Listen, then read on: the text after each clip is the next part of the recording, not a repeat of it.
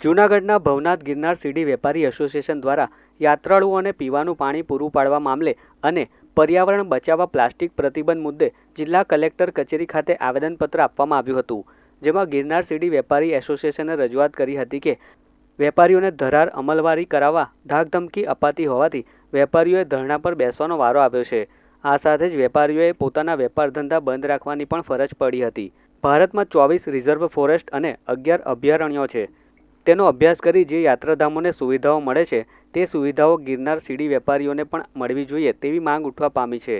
ત્યારે આગામી મહાશિવરાત્રિના મેળામાં પીવાના પાણી અને વેપારીઓ પર થતી જોહુકમી તાકીદે બંધ કરવામાં આવે તેવું ગિરનાર સીડી વેપારી એસોસિએશને જણાવ્યું હતું। ગિરનાર ઉપર અંબાજીની આસપાસ અમારી દુકાન છે।